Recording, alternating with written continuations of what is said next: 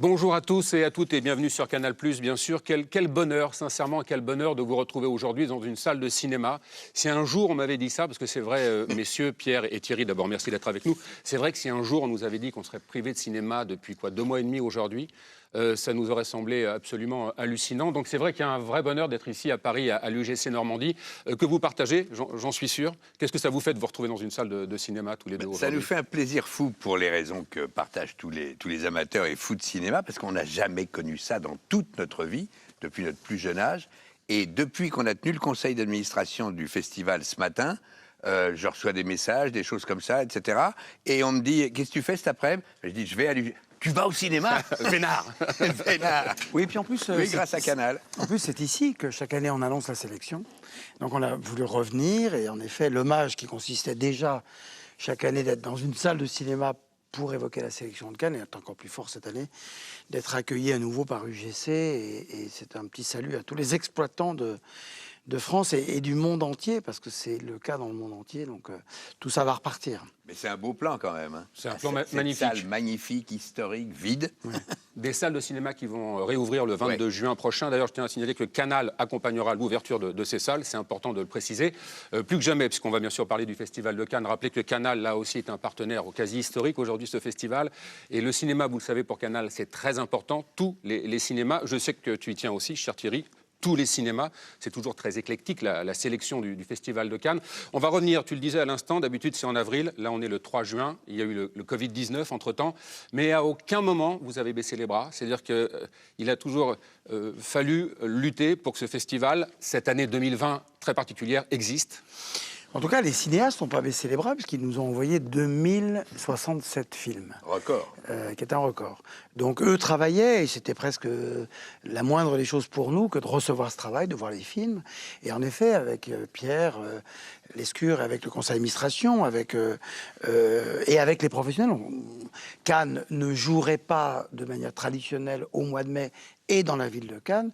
Il fallait trouver d'autres formes. Il n'a jamais été question pour nous de dire au revoir à tous, on se retrouve l'année prochaine. Et puis, ces éditions du festival qui commencent ici, sur cette scène où vous nous avez amené, Laurent, et qui se terminent à la fin des Oscars et des Césars, où Thierry dit toujours, c'est comme au marché aux bestiaux, c'est là qu'on compte les... etc. On voit ce qui s'est passé toute l'année, donc on savait que c'était pas seulement la quinzaine, même si elle nous a manqué, mais c'était pas que la quinzaine. Donc Thierry était en Isère et à Lyon, beaucoup en Isère, moi j'étais à Paris, et tous les coups de fil, une ou deux fois par jour, c'était ça. Jamais on s'est dit, la cérémonie telle qu'on la connaît, la quinzaine, ok, mais le reste, non. Le festival, dans sa révolution sur un an, ça continue. D'où la création d'un label, 73e édition Cannes 2020. Oui, ce que je vais annoncer là, c'est la sélection officielle 2020. Disons que... Fier et impatient, moi aussi, je la connais pas. Oui, on fait durer. Non, c'est-à-dire que après, chaque film qui sortira aura le logo, le label, oui, 73e édition. Mais il s'agit bel et bien de la sélection officielle 2020, puisque chaque année, il y a 50-60 films. Il y a 50-60 films que je suis prêt à vous révéler. On est impatient. Autre bonne nouvelle, parce qu'aujourd'hui, on n'a que des bonnes nouvelles, c'est la réélection en tant que président du Festival de Cannes de Pierre Lescure. Donc bravo, félicitations, cher Pierre. Bonne nouvelle qui vous fait extrêmement plaisir, j'en suis sûr. Oui, ça me fait d'autant plus plaisir dans la symbolique, justement, de ce temps suspendu que nous vivons tous et qui va bientôt s'achever. Mais c'était le moment de l'élection du président. J'entame donc un 3e mandat. Je ne sais pas si je le ferai en entier parce que j'ai une vieille idée. J'en ai beaucoup parlé avec aussi bien le CNC que le ministère de la Culture et Thierry. J'ai envie d'accompagner une transition, parce qu'on n'a pas l'habitude, le festival, Gilles Jacob est resté si longtemps. J'ai envie d'instaurer quelque chose de plus cool, donc on a plein de dossiers sur le gaz, mais on va quand même bosser tranquillement, posément, à prévoir la succession et l'avenir des 200 ans du cinéma. On va découvrir, Thierry, donc, dans un instant, donc, cette sélection officielle. On est d'accord, ce sont vraiment les films qui auraient dû être présentés en avril. Hein. Oui. Sauf ceux qui, précisément parce que le festival a dû renoncer à sa forme traditionnelle, ont décidé, parce qu'ils n'étaient pas prêts, de passer en 2021. C'est-à-dire qu'il y aura quand même des titres dont les téléspectateurs diront « Tiens, c'est marrant, ils n'ont pas ça, pas ça ». Et je n'en citerai pas la liste, mais ça part l'année prochaine. Donc, en préparant 2020, on prépare aussi le festival 2021. 2021. Non, ce qui a été aussi très sympathique d'ailleurs, parce que il y a même des films qui n'auraient pas pu être prêts en mai, du coup, qui seront prêts à l'automne, donc qui nous ont été montrés. Et c'est très curieux parce que ça a été très bien accueilli, l'idée qu'on ne renonce pas. Ouais. On a eu même d'ailleurs des papiers absolument formidables dans le New York Times, dont un papier s'appelle « Ce que nous perdons en perdant Cannes ». Et même nous, on a appris des choses, ça nous a touché beaucoup. Tous ces marques d'affection, d'ailleurs on a décidé d'annuler aussi l'année prochaine pour avoir les mêmes compliments, que ça continue. Parce que finalement, on a plus de compliments quand on joue pas que quand on joue. C'est peut-être plus facile d'une certaine façon. Est-ce qu'on peut la découvrir alors? Oui, alors on peut la découvrir. Tant attendu. On peut la découvrir. C'est une liste d'une cinquantaine de films qui n'est pas structurée comme chaque année en ouverture, clôture, compétition, certains regards, etc. Parce qu'évidemment, on n'allait pas jouer à... On n'a pas voulu d'un festival de Cannes dégradé, on ne veut pas d'une sélection qui s'amuserait à être ce qu'elle ne peut pas être cette année. On va accompagner les films d'une autre manière. On va les accompagner en salle, on va les accompagner dans les festivals, numériquement, avec vous, les journalistes. Et la liste que je m'apprête à vous révéler, elle est quand même structurée. Et je commence par... ce que j'ai appelé les fidèles de Cannes, les ténors, les cinéastes qui... j'étais sûr que vous alliez dire ça. Les habitués, mais en même temps, oui, c'est les gens qui ont... Les grands s'habituent, quoi. Oui, c'est ça. Les grands metteurs en scène font des grands films. Parmi eux, et je suis heureux de l'accueillir parce que dans notre esprit, nous les accueillons à Cannes. C'est Wes Anderson, de French Dispatch, film tourné film tourné à Angoulême, pardon, avec Benicio del Toro, Frances McDormand, Léa Seydoux, avec un casting tout à fait formidable, qui est un film extraordinairement unique. Il est de plus en plus entre la bande dessinée, le cinéma d'animation, le cinéma réel, dans un style visuel tout à fait précis. C'est un grand hommage aux journalistes aussi, ce film-là. Deuxième film, François Ozon, Été 85. Et vous voyez l'effet d'aubaine de cette annonce. Michel Saint-Jean, chez Diafana, le distributeur, m'a appelé ce matin en me disant tu sais quoi, vous allez annoncer le film, eh ben on va sortir. Et donc j'annonce que le film sortira le mercredi 15 juillet.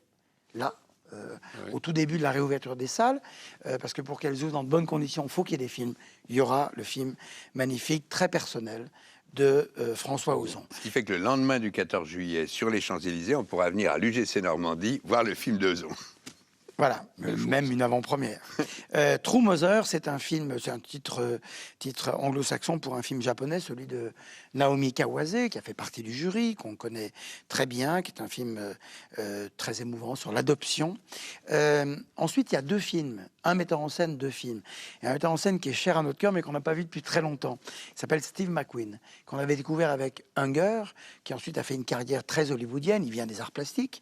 Et quand on a fait Hunger, qui était au Certain Regard, il avait gagné la Caméra d'Or, il me disait, mon rêve, c'est de venir un jour en compétition. Et quand il était descendu de scène, il m'avait dit « Next time in competition ». Et il n'y a pas eu de next time parce que il a fait 12 Years a Slave, il est allé aux Oscars, etc. Mais il n'est jamais revenu à Cannes. Et là, il vient avec deux films produits par la BBC, Lovers Rock et Mangrove. Deux films historiques, deux films où, comme me disait l'un des membres du comité de sélection, on va vraiment augmenter le taux de la diversité, puisque c'est la communauté black dans le Londres des années 70. Et évidemment, Mangrove est un film de procès de policiers qui harcèlent la communauté black. Évidemment, ça résonne très dramatiquement avec ce qui est arrivé à George Floyd et Adama Traoré. Donc Steve McQueen. Thomas Vinterberg, son film s'appelle Druck. Et Druck, ça ressemble presque à Drunk, et ça doit être la même chose, parce que le film parle de ça, de la crise de la cinquantaine, avec des hommes, Mads Mikkelsen, qui décident un peu de se saouler la gueule pour tenter de réfléchir au passage du temps. Last Words de Jonathan Nossiter. Jonathan Nossiter était venu avec un documentaire qui s'appelait Mondovino, qui avait fait beaucoup d'effets à Cannes, je crois que c'était en 2004. Et il revient là avec un film de fiction. Au départ, il est américain, il fait des films de fiction. Là, il est devenu italien, il fait plutôt des films documentaires. Et là, on est dans un film de fiction qui évoque la fin du monde. On pourrait croire qu'il l'a écrit le dernier mois et qu'il l'a monté en 15 jours. Tourné, monté, temps, ça va résonner avec les temps que nous venons de vivre, avec les temps qu'un jour nous vivrons, je n'espère pas, c'est-à-dire la fin du monde à cause du réchauffement climatique. Le prochain film est un film qui va concourir d'une certaine façon pour la France et pour l'Algérie. Et il est de Maïwenn. Et Maïwenn, qui est déjà venue 2 fois en compétition, qui a gagné des prix, chaque fois qu'elle est venue d'ailleurs, Maïwenn a une part de son sang, de son ADN, qui est algérien. Ce film s'appelle ADN et évoque, dans un film de fiction dans lequel elle joue, son retour à ses racines. Un film extraordinairement touchant. Im Sang-soo, qui avait fait un film qui s'appelait La couleur de l'argent, film coréen. Le film s'appelle Even, et c'est un buddy movie, un film de potes, mais pas vraiment potes, parce que c'est avec des flics, avec des infirmiers, c'est une espèce d'épopée avec incroyablement des points des épisodes différents. Enfin, c'est un film extrêmement réjouissant. Tout à l'heure, je vais annoncer des comédies. On aurait pu le mettre dans la catégorie comédie. Fernando Trueba, c'est un des grands cinéastes espagnols. Le film s'appelle El olvido que seremos, l'oubli que nous serons. C'est un film tourné en Colombie, produit par les Colombiens. Et Trueba s'était rendu célèbre parce qu'il avait gagné l'Oscar du meilleur film étranger pour un film avec Pénélope qui s'appelait Belle Époque, où il avait dit « Je ne crois pas en Dieu, je ne remercierai pas Dieu, je crois en Billy Wilder, je remercie Billy Wilder. » Luc Abelvaux, cinéaste belge, et évidemment ô combien un peu de chez nous, parisien. Le film s'appelle Les Hommes, et ces hommes, c'est les hommes d'une certaine génération, celle de Gérard Depardieu, qui joue dans le film, qui ont fait l'Algérie, et qui sont revenus différents, qui ont fait la guerre d'Algérie, et qui sont revenus différents. Et c'est un film sur le centre de la France aussi, sur la France profonde. Et enfin, Sang Ho-yeon, c'est un Coréen aussi. La Corée est devenue, pas seulement à cause de Park Chan-wook et de Parasite Bong Joon-ho, mais c'est depuis longtemps un grand pays de cinéma. Peninsula, c'est la suite du dernier train pour Busan, Busan, qui est un film de zombies. D'êtres humains, de zombies, de comment on fait pour vivre avec les zombies. Ça fout toujours autant la trouille. Voilà. Donc ça, ce sont des gens qu'on a déjà accueillis, qui étaient au travail et qui nous ont présenté leur nouveau film et qui ont accepté, surtout. Et ça aussi, c'est touchant de figurer dans cette sélection virtuelle, cette sélection officielle qui est un peu virtuelle, qui va se jouer partout différemment, mais pas à Cannes. Et puis, on a un groupe de gens nouveaux qui viennent pour la première fois ou qui sont venus une fois, comme le japonais Koji Fukada, qui avait présenté Harmonium au Certain Regard. Là, ça s'appelle The Real Thing, et c'est l'un des rares films très longs de la sélection. Celui-là fait 5 heures. Mais sinon, on a plutôt des films. En général, on sait quand on est là qu'on annonce. Les gens regardent la durée. Oh merde, 3 heures. Oh là là, c'est pas que c'est long, c'est pas que c'est chiant, c'est que c'est long. Enfin bref. Là, 5 heures, ils n'ont pas moufté. Là. Non, on les a pas entendus. Mais globalement, tous les films sont assez courts, sauf celui-là. Danielle Arbit, c'est une cinéaste libanaise qui a mis en film ce grand roman de Annie Ernaux qui s'appelle Passion simple. Goodman, titre anglais pour un film très français de Marie Castille, mention charge, très heureux de l'accueillir. C'est quelqu'un dont le type de cinéma pouvait ne pas espérer venir à Cannes. Vous savez ce qu'on dit? Est-ce que c'est un film de Cannes ou pas?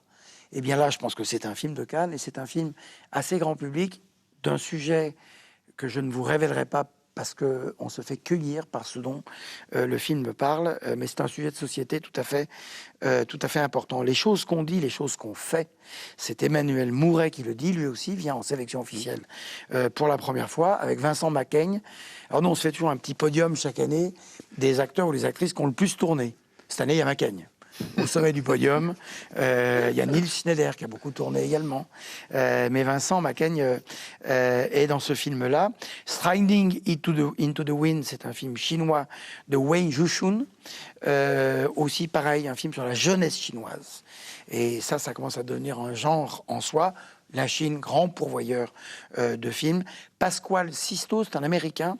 Pasquale Sisto, c'est un homme qui vient de l'art contemporain, qui vient des arts plastiques, et qui a fait un film extrêmement visuel, scénarisé par le scénariste de Alejandro González Iñárritu, Nicolas, qui est argentin. Le film s'appelle John and the Hole. Souad, c'est un film de Eitan Amin, c'est une égyptienne. Et là aussi, c'est un film sur la jeunesse égyptienne. On a toujours de ces pays-là, qui sont souvent mouvementés sur le plan de leur actualité politique, voire de leur actualité militaire, on a toujours un point de vue très distant, très élevé. Là, le cinéma, on se souvient de Yomédine, le cinéma permet de rentrer dans les maisons, de rentrer dans les façons de vivre des jeunes filles, en l'occurrence, là, de cette Souad, de la façon dont elles se font aussi les réseaux sociaux, des SMS, etc. C'est un film tout à fait réussi. Ben Sharrock, c'est un Anglais qui fait un cinéma à la manière de Roy Anderson, de Aki Kaurismäki. D'ailleurs, c'est tourné dans le nord de l'Angleterre. Ça s'appelle Limbo. Ça raconte l'histoire de sans-papiers qui arrivent et qui sont bloqués dans un petit port où il n'y a personne et qui s'emmerdent. Limbo, ça s'appelle.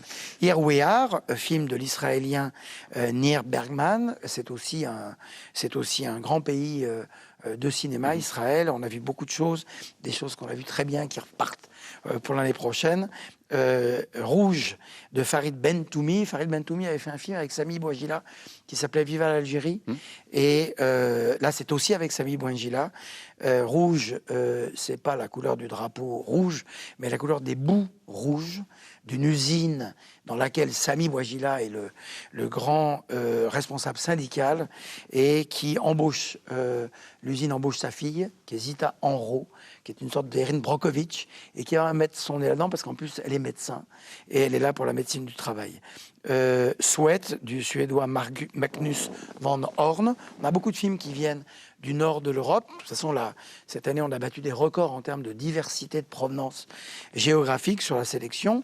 On a aussi battu des records là sur cette sélection en matière de premier film. Je vais vous le confirmer. Teddy, des frères Ludovic et Zoran Boukerma, qui avaient déjà, c'est leur deuxième film. C'est un film avec Anthony Bajon, qui a également beaucoup tourné cette année, qui avait eu un prix à Berlin.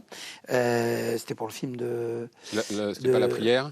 Pour La Prière, oui, c'est ça. Cédric Kahn. Le Cédric Kahn, voilà. Pardon, Cédric. La Prière de Cédric Kahn. Et là, c'est pas un film de zombies, c'est un film de loup-garou. Donc, ce sont des films d'auteur, celui-là encore très provincial, mais qui mêlent le cinéma de genre. Et tout ça est très, très bien. Ça vient de chez Manuel Chiche, qui a sorti Parasite, de Thierry Lounas, etc. Kamen Kalev, qu'on avait reçu juste une fois pour un sketch qu'il avait fait dans un film global. Le film, celui-là, s'appelle Février. C'est un Bulgare.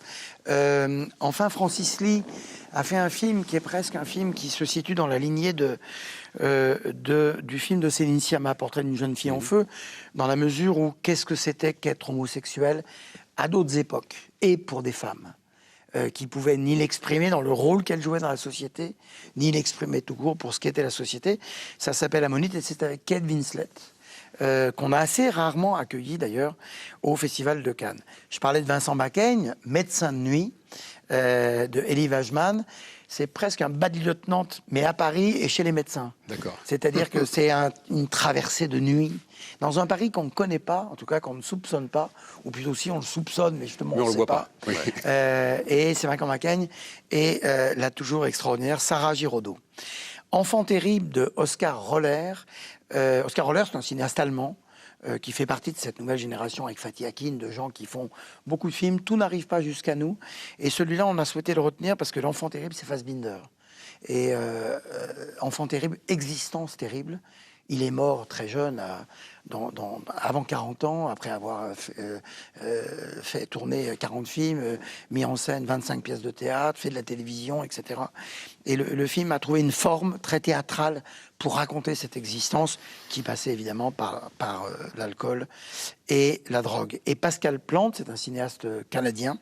Le film s'appelle Nadia Butterfly et c'est un film sur le jour d'après, quand une championne de natation, on a 2 films de sport, se demande ce que son existence va devenir. Et c'est un film réalisé par un homme, mais on a le sentiment qu'on vit avec cette femme du début à la fin, et c'est tout à fait formidable. Et pour terminer sur les nouveaux venus, un film à sketch produit par Johnny To, notre ami de Hong Kong. C'est aussi un salut amical que nous adressons au peuple de Hong Kong, qui nous a accueillis d'ailleurs tout à fait chaleureusement. Vous savez qu'on a fait une opération Cannes à Hong Kong en novembre dernier. Johnny To était là. Alors, Johnny To, il vous apprend à boire, lui. Mais du vin français. C'est un fou de vin de Bordeaux. Et là, il y a Johnny To, Anne Nui, la cinéaste de Hong Kong, Tsui Hark, évidemment, le grand Tsui Hark, Sammo Hung, Wang Woping et Patrick Tam. C'est un film à sketch sur l'histoire de Hong Kong. Et comme c'est un film à sketch, tout le monde le verra sortir en disant « c'est inégal ». Comme tous les films à sketch. Comme tous les films à sketch, c'est tout ça, oui, c'est un film à sketch. J'évoquais les premiers films. On a beaucoup de premiers films cette année. On en a vu beaucoup, on en a mis beaucoup, mais aussi le fait que la sélection était privée de quelques films qui partaient l'année prochaine. Du coup, on s'est dit, comme pour les films grand public, pour les premiers films, allons-y, prenons des risques.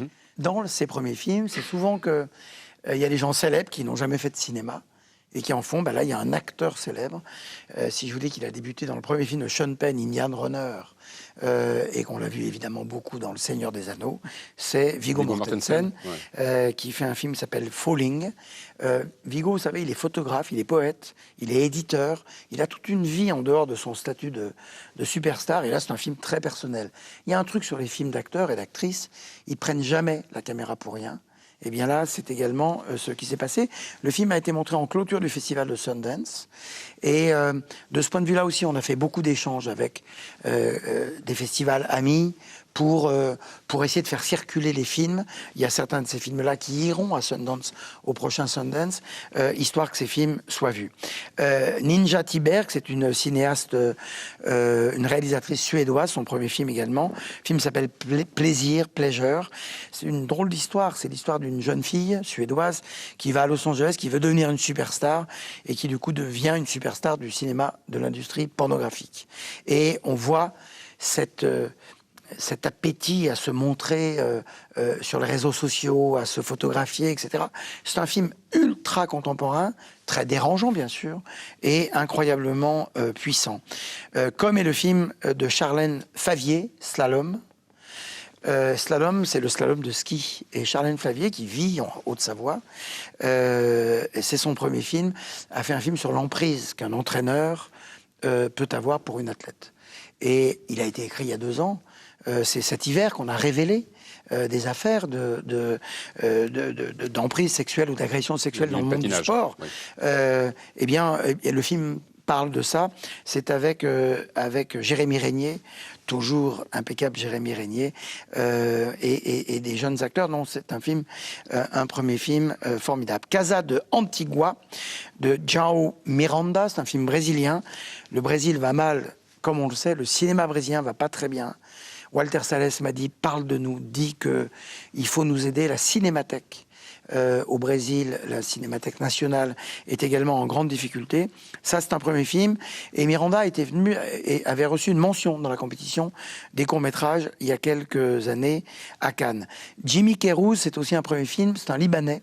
Le film s'appelle Broken Keys, les clés brisées, les clés et les clés de musique, les clés de sol. C'est presque, si j'ose dire, le pianiste au Moyen-Orient aujourd'hui avec Daesh. Et c'est un film, là encore, d'un classicisme dont on pourrait dire, c'est pas pour Cannes. Oui, mais le film a des qualités de narration et de nous emmener et de nous inviter à ce voyage pour nous dire ce qui se passe là-bas. Ibrahim de Samir Ghesmi, Samir Ghesmi c'est un acteur, c'est son premier film, les relations père-fils, formidables. La mort du cinéma et de mon père aussi. On est entre le documentaire de création et le film de fiction, donc je l'ai mis dans cette catégorie-là plutôt. En tout cas, un premier film très assumé de l'Israélien Danny Rosenberg. Naked Sky de Dea Kouloum-Bachakvili, c'est une cinéaste géorgienne, film extrêmement personnel, très puissant visuellement. Gagarine de Fanny Liattard et Jérémy Trouille, film français. Et Gagarine, c'est la cité Gagarine. l'une de ces cités qu'on a détruite après qu'on ait jugé qu'elle n'était pas adaptée pour les populations qui, elles, s'y étaient faites et étaient heureuses de vivre là. Et c'est un film de jeunesse, c'est un film de banlieue, c'est un film vraiment qui ressemble à rien d'autre qu'on a pu voir, qu'on pourra voir dans cette sélection. 16 printemps de Suzanne Lindon, à peine plus âgée que les 16 printemps en question. C'est un premier film, c'est un film de jeune femme, c'est un film de jeune fille, c'est un film très très très personnel, tourné pas loin d'ici, dans Paris. Et on parlait de ça précisément, où à la fois vous avez l'an dernier Lajli qui vient avec Les Misérables, qui nous raconte une réalité, et là elle nous raconte une autre jeunesse, et qui fait aussi ce pays. Vaurien de Peter Dorunzis avec Pierre Deladonchamp, dont le joli visage ne masque qu'à peine et très peu de temps dans le film des choses terribles qu'il s'apprête à commettre. Le réalisateur a travaillé 10 ans au SAMU social. C'est un film de vagabond aussi, c'est un film d'errance, c'est un film de la rue, c'est un film tout à fait intéressant. Nicolas Maury a réalisé son premier film, qui s'appelle Garçon chiffon. On retrouve les accents d'un acteur qu'on voit beaucoup dans une série télévisée, dans 10%. Et Si le vent tombe de Nora Martyrossian. Nora Martyrossian, c'est une Arménienne qui vit à Paris. Et ce film-là est un film qui évoque la réouverture d'un aéroport fermé. C'est le désert des Tartares, version avion, avec Grégoire Collin, qu'on a vu dans quelques films, qui a un peu disparu, Grégoire Collin, je sais pas ce qu'il est devenu, mais là, quel plaisir de le revoir au cinéma, dans cette sorte de film qui évoque le vide, l'attente, et avec des plans, des paysages, des visages qu'on n'a pas l'habitude de voir au cinéma. Donc voilà, tous ces premiers films qui sont, encore une fois, tout à fait passionnants. On fait le pari que c'est des gens qu'on retrouvera beaucoup dans les années à venir. Laurent, ça doit vous frapper aussi. Comme on est plus calme, tous les trois, sur cette scène à Canal, que tu ne l'es quand on fait la sélection à 15 jours du truc, il y a une espèce de quiétude gourmande où tu nous expliques comment tirer de 2000 films, plus de 2000 films, reçus par ton comité et toi, vous avez tiré 50 et quelques films. Et tu nous le racontes avec un ourlet. C'est vachement touchant. Et ça donne très envie. Ah oui, ça donne très envie. Vachement. Même les films où on est dans un aéroport et on attend. Oui, pour cela aussi. C'est ça le cinéma, c'est comme la littérature. Vous savez, 3 plans, comme un livre, vous allez dans les librairies, il faut retourner aussi en librairie, pas seulement dans les salles. Vous ouvrez, vous dites ça c'est de la littérature. Là, c'est pareil dans ce film de Nora Martyrossian, qui sera présenté en coprésentation avec l'Acide. L'Acide est une des sections parallèles de Cannes avec laquelle on travaille. Et c'est un film qu'ils aimaient beaucoup, qu'on aimait beaucoup. On s'est dit, on le présente ensemble. On le partage. Ils donneront leur sélection demain, comme la Semaine de la Critique, qui également donnera une sélection. Une sélection virtuelle de films qu'ils ont envie aussi d'accompagner.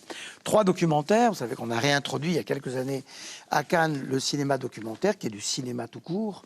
Plein de festivals dans le monde entier nous ont emboîté le pas, et c'est chaque fois des œuvres tout à fait formidables, comme c'est Sur la route du million, On the Way to the Billion, de Dieudo Hamadi, film congolais. Lui, c'est un documentariste. Et lui, il ramène des images qui sont là aussi différentes des images qu'on a l'habitude de voir, mais pas à travers le filtre d'un auteur et d'un artiste. Les chasseurs de truffes, The Truffle Hunter, de Michael Dwerck et Grégory Kershaw. C'est un film américain, mais c'est un film qui se passe en Italie. C'est les Italiens qui sont des chasseurs de truffes. Et alors là, c'est Padre Padrone aujourd'hui, mais sur les types qui sont obsédés, qui se partagent les forêts, les trucs, qui savent exactement où trouver les meilleures truffes. C'est très, très, très passionnant. Et 9 jours à Raqqa, de Xavier de Lausanne, documentaire français, tiré d'un livre qui raconte, et je ne vais pas dire son nom parce que je ne vais pas l'écorcher, mais l'histoire de 2 femmes, l'une qui va à la rencontre de celle qui est devenue la mère de Raqqa, et en Irak, et qui a été la première ville libérée par les Kurdes. Et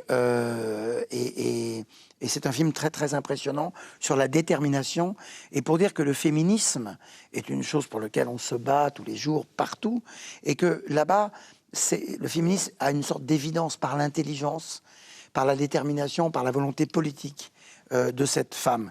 Le cinéma documentaire, on voit beaucoup de documentaires sur les plateformes, sur les chaînes de télévision. Il y a aussi du cinéma documentaire en salle et c'est important. Je vous disais qu'on a aussi pris des risques ou tenté des choses dans cette sélection un peu différente. Et bien, il y a 5 comédies qui sont à ce programme de cette sélection officielle. Antoinette dans les Cévennes, de Caroline Vignal. Je ne veux pas dire que c'est un premier film, c'est un deuxième film, 20 ans après le premier film. Et c'est une comédie réjouissante avec Laure Calamy, qui, en plein chagrin d'amour, décide de partir sur les traces de Robert Louis Stevenson dans les Cévennes, avec un âne, livre préféré d'Antoine de Caunes. Et c'est extrêmement drôle. Bon, très drôle. Les 2 Alfred de Bruno Podalides. Alors, Bruno Podalides est allé à la Semaine de la Critique, à la quinzaine des réalisateurs. Il n'est jamais venu en sélection officielle. Je suis très heureux de l'accueillir d'une manière ou d'une autre. C'est un film très touchant parce qu'en plus, il y a son frère Denis qui joue dedans et lui-même joue dedans. Donc les 2 frères ont des scènes tout à fait formidables. Sandrine Kiberlin, que je n'aimerais pas avoir comme patronne parce que c'est un film qui raconte le monde du travail contemporain, mais ultra contemporain, les coworking, etc. C'est une très belle comédie, très bien mise en scène, qu'a réalisé Bruno Podalides. Un triomphe d'Emmanuel Courcol. Alors, j'allais dire, c'est un feel-good movie avec Cadmerade. Bon, c'est un pléonasme presque. Mais c'est pas que ça. C'est une comédie, mais c'est aussi une tragédie, c'est aussi un film dramatique. Cad joue un acteur déchu, un acteur de théâtre déchu, qui va dans les prisons pour apprendre le théâtre. Et qui trouve dans une prison que les types sont assez doués, puis il a envie de se bagarrer pour leur faire jouer En attendant Godot. Et vous avez les larmes aux yeux, vous changez. Enfin, c'est un film produit par Robert Guédiguian. Et c'est un film qu'on est très heureux d'accueillir. Ça, c'est le genre de truc où on se dit, oh, si on était dans la grande salle, on voit déjà ce que ça aurait donné comme réaction. Le discours de Laurent Tirard. Laurent, quand je lui ai annoncé qu'on sélectionnait son film, m'a dit, jamais j'aurais pensé un jour être sélectionné à Cannes. Avec Vincent Laverne, le sociétaire de la Comédie Française. Benjamin Laverne, pardon. On est plein de sociétaires de la Comédie Française, qui là, c'est un one-man show, mais extrêmement filmé, découpé, joué, tout à fait formidable, François Morel, etc. Et puis, Laurent Lafitte, qui fut maître de cérémonie au Festival de Cannes, a réalisé son premier film, L'origine du monde, avec Laurent Lafitte et devinez, Vincent Macaigne, mais avec aussi Karine Viard, avec Nicole Garcia, qui est tout à fait réjouissante en psychanalyste bizarre, et avec Hélène Vincent, qui est d'une drôlerie dans le film. Le film, on rigole vraiment. Alors moi, j'étais tout fier parce que je sors du film et je dis, tiens, ça pourrait faire une formidable pièce de théâtre. Et on m'a dit, mais c'est tiré d'une pièce de théâtre. Bon, donc, on est trop monomaniaque à s'occuper que de cinéma. Premier film très réussi de la part de Laurent Lafitte. Et ça y est, c'est presque fini. 4 films d'animation, je parlais du documentaire. Le cinéma d'animation, on salue nos amis d'Annecy, c'est aussi du cinéma. Et j'ai commencé par un film américain, je vais terminer par un film américain, mais entre-temps annoncé un film japonais, le film de Goro Miyazaki, Goro Hayao, c'est le fils de son père. C'est le premier film Ghibli depuis quelque temps. Ça fera, m'a dit Vincent Maraval, un certain effet au Japon de savoir qu'un film de Ghibli, du studio Ghibli, est prêt. Et ce film-là est un film pas dessiné, c'est un film héroïque et qui se passe en Angleterre. Donc c'est un film plutôt pour enfants, mais c'est un film extraordinairement curieux. Flea, du Danois Jonas Poher Rasmussen, est également cinéma d'animation. Ce qui est formidable, c'est qu'il n'y en a pas un qui ressemble à l'autre. Et là, un cinéma d'animation danois ne ressemble pas à Joseph, premier film encore de l'auteur graphique Aurel, film français, qui évoque ce qui se passait à la frontière du côté de Perpignan en 1936 pendant la guerre d'Espagne. Et c'est un film tout à fait fort également. Et pour terminer l'annonce de cette sélection, j'ai commencé avec Wes Anderson, avec un film de ex-Fox Searchlight Disney aujourd'hui. Ça, c'est aussi un film Disney qui prouve que les studios, puisqu'ils nous ont présenté les films, les autres ont vite fermé les portes des studios parce que les tournages n'ont pas repris là-bas. C'est l'animation de Pete Docter. Pete Docter avait fait Vice Versa. Il a succédé à John Lasseter à la direction de Pixar. Et donc, c'est le nouveau Pixar. Le film s'appelle Soul. C'est sur le jazz et c'est tout à fait réjouissant. C'est très beau. Visuellement, graphiquement, et on est content de les accueillir. Je parlais de Wes Anderson et du film de François Ozon qui sort le 15 juillet. Le Wes Anderson sort le 14 octobre. Peu à peu, on va voir des films qui vont s'installer dans les salles. Les distributeurs vont commencer à les positionner. Et lorsqu'on sait que, je parlais de l'Amérique, aux États-Unis, ils ne sont pas encore complètement sûrs que les Oscars auront lieu, puisque ils vont peut-être les décaler, puisqu'il y a pas beaucoup de films, ben là, vous voyez, il y a déjà un beau programme pour les Césars français. En tout cas, pour le cinéma français, on n'a pas spécialement voulu avantager le cinéma français. On a vu des beaux films français avec plein de comédiennes et de comédiens tout à fait extraordinaires. J'ai pas le temps de les citer, mais on a vu ces films au début tous ensemble, puis après chacun chez soi. Moi, je pensais que j'étais un peu victime de, vous savez, dans les longs courriers, ou quand on s'éloigne de la France, qu'on va en Asie ou en Amérique, puis alors on regarde des films sur l'écran, là. Moi, je suis comme ça, moi j'aime tout. Dès que je vois un truc, j'aime tout, parce que ça m'émeut de voir des films français. Peut-être qu'on a été victime de ça. C'est vous qui direz.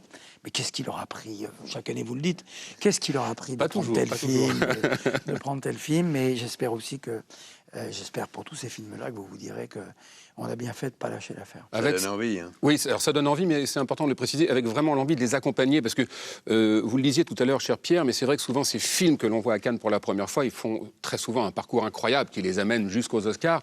Mais là aussi, on vient de donner une liste de films, mais il y a vraiment la réelle volonté de les accompagner, ces longs métrages. Oui, alors on va les accompagner déjà aujourd'hui, vous nous permettez de le faire. On met leur nom sur la carte de la géopolitique du cinéma qui arrive. On va les accompagner avec le festival, avec notre site internet, nos réseaux sociaux. On a un peu de voix qui porte. Et puis avec les salles de cinéma, UGC, Pathé, les grands groupes, CGR, et puis les indépendants, avec la fédération, avec les salles d'arrêt essai, avec l'AFCAE. Et puis dans les festivals, par exemple... les films peuvent aller à Toronto, ils peuvent aller à New York, ils peuvent aller à Busan, ils peuvent aller à Deauville, ils peuvent aller à Angoulême pour les films français. Ils peuvent aller à Saint-Sébastien, mais pas en compétition. Donc nous avons décidé que pour Toronto et Saint-Sébastien, les films de Cannes pourront aller dans leur compétition. Au Festival Lumière à Lyon, évidemment, on aménagera le programme pour faire beaucoup d'avant-premières. Et jusqu'à la fin de l'année, et puis même encore en janvier-février, oui, on va essayer avec vous, avec tous ceux qui nous regardent, d'être là. Je disais à la fin du texte, on se voit dans les salles, mais promis, on se voit dans les salles, quoi. C'est ça. Avec une concertation du coup de la part de tous les directeurs de festivals. On a traversé une période incroyable là, depuis 2 mois et demi.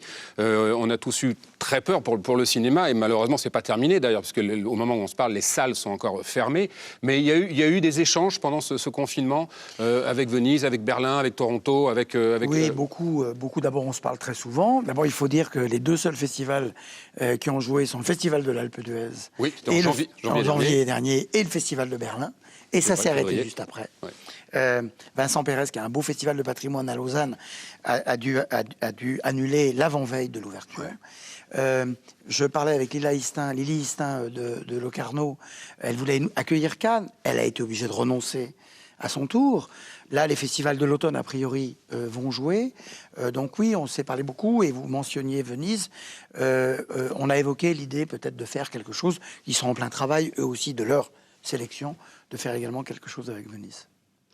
Pierre, qu'est-ce que vous retiendrez de cette année 2020 et de ce festival de Cannes, évidemment, qui n'a pas pu avoir lieu pour les raisons que l'on sait, mais vous retiendrez quoi de n'avoir jamais baissé les bras. On a commencé justement cette émission là-dessus. À aucun moment vous avez dit non dans votre tête, on fera quelque chose, on se battra pour. Oui, parce que quand Thierry m'a dit, tu sais, au tout début du confinement, on savait pas encore, on avait encore l'idée que peut-être on pourrait jouer en mai. Il m'a dit, tu sais, j'ai l'impression que tel qu'on va avec le flot des films qui arrivent, on va dépasser les 2000. Donc on sent une vie qui ne demandait qu'à s'exposer, qui était telle que on s'est dit un jour au téléphone, lui en Isère, moi à Paris, on s'est dit, c'est pas possible, il faut que le festival qui roule toute l'année, il faudra qu'on trouve un moyen. Et puis hop, ça a été annulé. Donc on a pensé peut-être début juillet.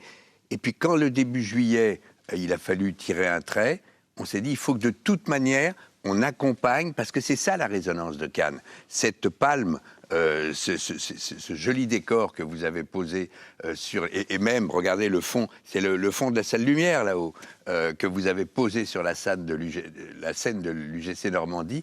On a toujours... Puis alors là-dessus, les films arrivaient. Et donc Thierry me racontait ses émotions à lui, les discussions qu'il avait avec Christian Jeune, avec toute l'équipe. Donc, et ça ne pouvait pas s'arrêter.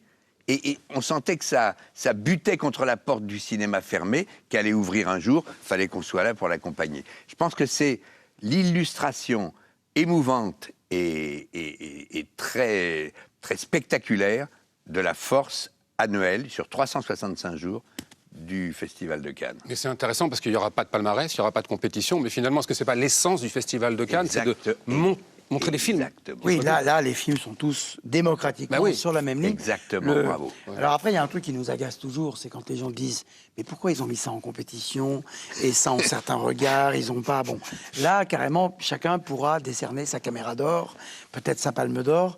On s'attend évidemment à la fin de l'année à un bon bilan pour dire voilà comment nous, on aurait sélectionné. Mais nous aussi, hein, moi je sais ce qui vaut plutôt plus pour la compétition, pour une séance spéciale ou pour une séance de minuit. Mais au fond, puisqu'il y a 60 millions de sélectionneurs, eh bien chacun pourra, à partir de cette liste-là, faire la sélection officielle d'un Cannes qui eût pu avoir lieu sur la Croisette, dans ce merveilleux palais des festivals que le maire de Cannes a consacré pendant le confinement au SDF. Oui, il a reçu des sans-abri. Il a reçu des sans-abri pour qu'ils aient des conditions sanitaires, d'hygiène, de santé et alimentaires. Et c'est assez beau aussi. On veut aussi dire que Cannes, ça n'est pas seulement le tapis rouge et le glamour, c'est le cinéma. Puis la ville de Cannes, c'est aussi d'autres... Et cette année, vraiment, a bougé les lignes. Et c'est passionnant aussi. Je posais la question à Pierre à l'instant. Thierry, qu'est-ce que vous retiendrez, vous, de cette édition, finalement ? Que le cinéma est toujours vivant. Oui. Et plus fort que tout, peut-être. Il a fait beau pendant cette édition. Il n'y a pas eu de pluie. Non, que le cinéma a été très vivant pendant le confinement. Les gens voyaient des films de cinéma aussi à la télévision, sur les plateformes. Des films de patrimoine, des films classiques restaurés. Donc, si on veut que, pour le prochain confinement, dans 30 ans, on puisse voir des films, il faut s'occuper du cinéma aujourd'hui. C'est-à-dire la mythologie du cinéma. C'est celle que la presse fabrique, les spectateurs, les salles. Si on en veut une mythologie dans 30 ans, il faut la fabriquer maintenant. Il y a un truc qui me manque, c'est que d'habitude, quand on est sur la scène ici et que tu donnes la sélection, il y a une question qui vient de la salle et qui dit « Comment ça se fait qu'il n'y a pas de film italien ?» Alors, Thierry? Il n'y a pas de film italien, je crois. Il y a un film quasiment italien, là, les chasseurs de truffes. Et je précise bien que Šarūnas Bartas, le cinéaste lituanien, fait partie de la sélection. Parce que traditionnellement, j'en oublie un, c'était lui. Merci beaucoup, messieurs. Laurent. Merci à tous les deux. Le cinéma sur Canal, ça ne fait commencer, puisque là, ensemble, on vient donc de découvrir la sélection officielle de cette 73e édition du Festival de Cannes. Dans un instant, c'est Yves Calvi pour l'Info du Vrai qui reviendra sur la sortie des films à partir du 22 juin et sur l'économie du cinéma aujourd'hui. Et puis après, on vous retrouvera, cher Thierry, à partir de 20h20 avec Augustin Trapenard dans le Cercle. Voilà. Donc le cinéma plus que jamais continue sur Canal+. Merci infiniment et à très vite sur les antennes de Canal. Salut.